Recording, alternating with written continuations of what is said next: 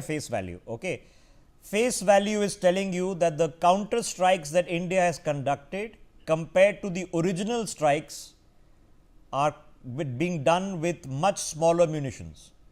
So, Siddharth, can we pull out the original Bhavalpur hit video, please? Okay. Now, what you're going to see in the Bhavalpur video is a massive explosion. Okay. What you see in these videos are much smaller explosions. Okay. So, that is taking out an entire large building in Bhavalpur. Okay. We've seen the before and after now. Have a look at this. Okay. That's the, look at the size of that explosion. Now, that's pretty, one can pretty say that's a missile hit.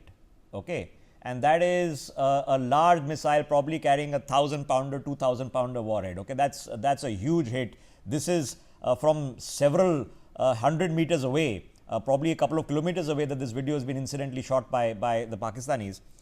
And have a look at what happens then today. Let's pull out the Lahore visual when you can see the kamikaze drone hit that particular, what I've been told to understand is a radar site. So, we'll put out the Lahore visual now on your screens, and you can see that there is no comparison in what has taken place. So, these have been more calibrated. Okay. What you're seeing is Rawalpindi. Let's put out Lahore, where you can see the drone coming in and crashing in. Okay. And you can see it's comparatively just a puff of smoke. That's anti-aircraft fire that the Pakistanis are doing. That is Rawalpindi. I'm talking about Lahore. Now, what you will see in Lahore, again, even in Rawalpindi, you are seeing some damage, but not to the scalar damage that we've seen earlier. My crew will eventually figure out which is the Lahore visual and put it out. Siddharth, can you help them out and get this out on the screen? There we go. Okay. Now, look at this explosion. Can we split this explosion with the Bhavalpur explosion on our screens? Let me get VN Jha into this conversation. Group Captain Jha, so is that assessment seems to you roughly sound, that they have tried probably about 9-10 targets, military installations? They would have probably tried radar and anti-air defense system batteries of ours. We have managed to handle most of them. I can't say 100%, I don't know, I'll find out shortly when we make a statement, but we managed to handle most of them. We have then given an exactly proportional response, 10 for 10, size for size, target for target. Does that roughly seem to be sound?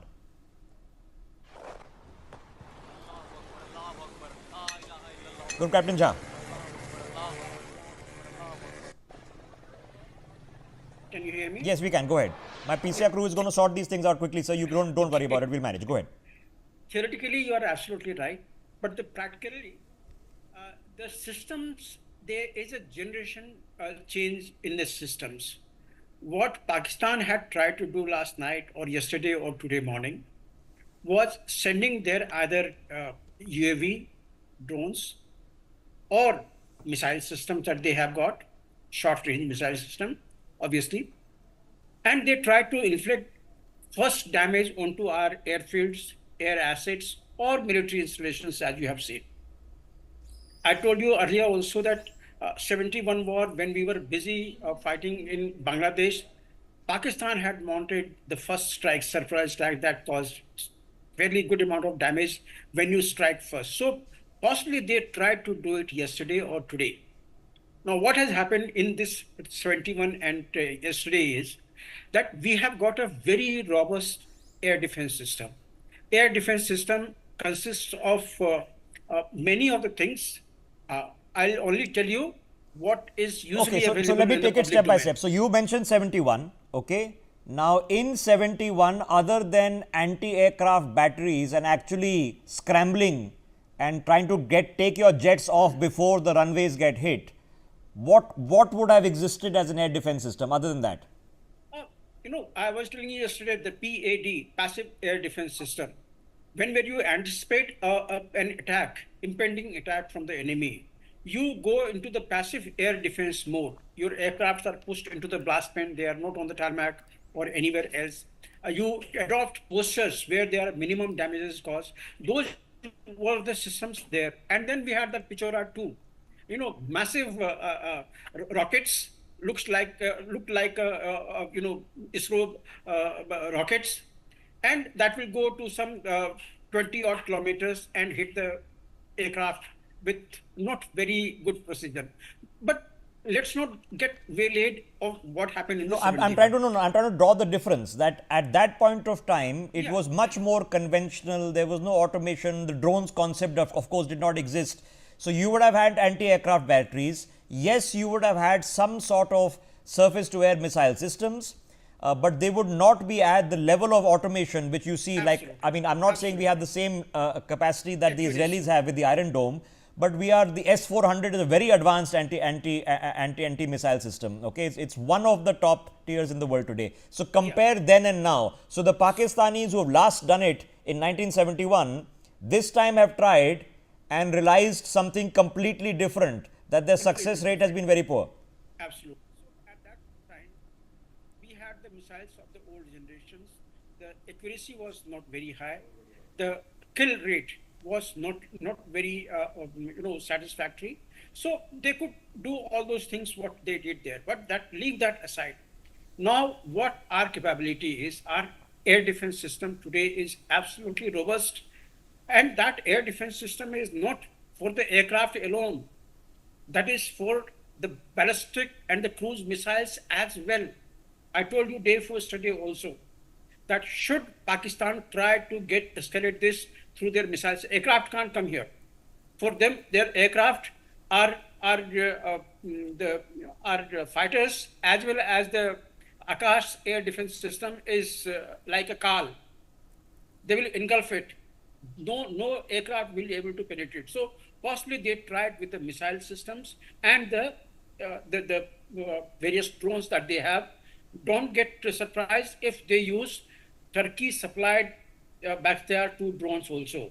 They tried it there in their Azerbaijan and Armenia battle, but that will be a sure shot kill, that will be surely killed here before they enter the Indian airspace, because their size is so, their speed is so, their behavior is so that it will be on the air defense of the Indian batteries, and it could be killed much before, about 30 kilometers within the Pakistani airspace. So that will not come here.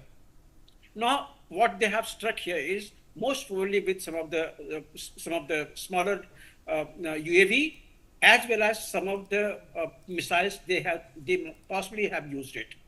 Now, missiles can't come here because yesterday what list I gave it to you, there is a robust missile defense system here with us. So that can't come. Whatever has happened, those missiles have not been able to hit us. We killed those missiles. Now the return Okay. gift will be strike with another one. Now either you can fight, struggle with the similar size of the person, or simplest thing is first you blind him and then you strike. Blinding in the military term is called the knocking out the radar. Radars are the eyes of any nation. So blind that radar, and for that today our Rafale has got those the radiation anti-radiation missile alarm, harm. These are the two which is come with the Rafale. Earlier we with the MiG-29s and other aircrafts we had that Maverick PGM 100 that we had earlier, and about 4 years back, 5 years back, DRDO has developed a system called Rudram missile. You must have heard it. Rudram missile can knock out the radars at up to about 200 kilometers. Okay. It can withstand the jamming. It has got the ECCM measures. So it's a sure shot that you can blind the enemy. Okay. And that is what today has happened. So we don't know, and we are probably going to find out very shortly in the next 5 or 7 minutes. So we don't know how many sites we've engaged. Now, what you're seeing on your